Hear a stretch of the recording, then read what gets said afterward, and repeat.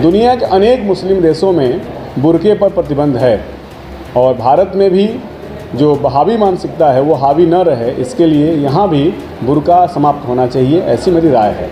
अब यूपी में बैन हो जाएगा बुर्का। योगी सरकार के मंत्री ने उठाया बड़ा कदम। यूपी में संसदीय कार्य राज्य मंत्री आनंद स्वरूप शुक्ला ने एक बार फिर से बुर्के को लेकर बयान दिया। इससे पहले यूपी सरकार में मंत्री शुक्ला ने मस्जिद में लाउड स्पीकर पर अजान से दिक्कत को लेकर बलिया के डीएम को चिट्ठी ली थी और कहा था कि लाउड स्पीकर से की जाने वाली तकरीरों से उन्हें योग पूजा आदि करने में दिक्कत होती है। नमाज के समय अजान होते हैं, बहुत ऊंची आवाज में इनके मस्जिदों से लाउड स्पीकर से आवाजें आ रही हैं, जिस वजह से लोगों को बहुत परेशानी हो रही है। मुझे भी, मैं सतनी सराय में नमाज करता हूँ, काजीपुरा की मदीना मस्जिद से, और वहाँ 3 मस्जिदें और हैं।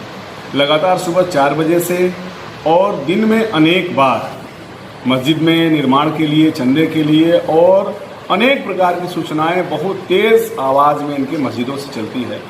सुबह के समय तो मुझे भी ध्यान, योग, पूजा पाठ करने में, और उसके बाद जो मेरा शासकीय काम शुरू होता है 9 बजे से, उसमें भी अनेक बार मुझे बाधा होती है। मैं अगर कहीं फ़ोन करना चाहूँ, किसी से बात करना चाहूँ, तो उधर मेरी बात लोग सुन नहीं पाते हैं इधर की आवाज़ के कारण।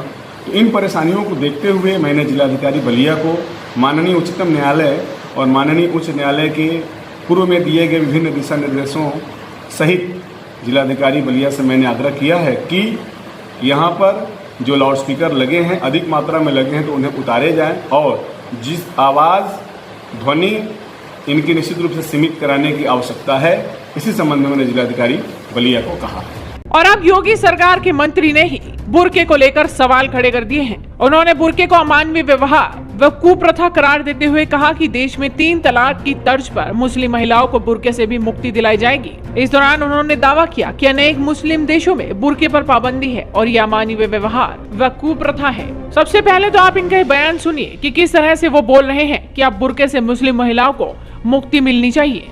मेरी व्यक्तिगत राय में बुर्का एक अमानवीय व्यवहार उन लोगों के साथ किया जा रहा है। जिस प्रकार से 3 तलाक की बुराई को सरकार ने समाप्त किया है, उसी प्रकार से आगे आने वाले समय में दुनिया के अनेक मुस्लिम देशों में बुर्के पर प्रतिबंध है और भारत में भी जो बहावी मानसिकता है वो हावी न रहे, इसके लिए यहाँ भी बुर्का समाप्त होना चाहिए, ऐसी मेरी राय है।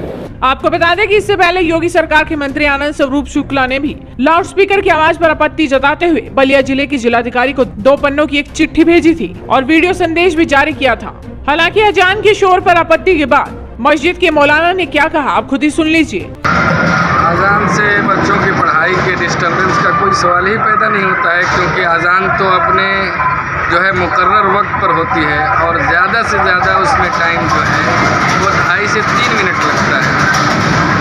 और पढ़ाई के टाइम में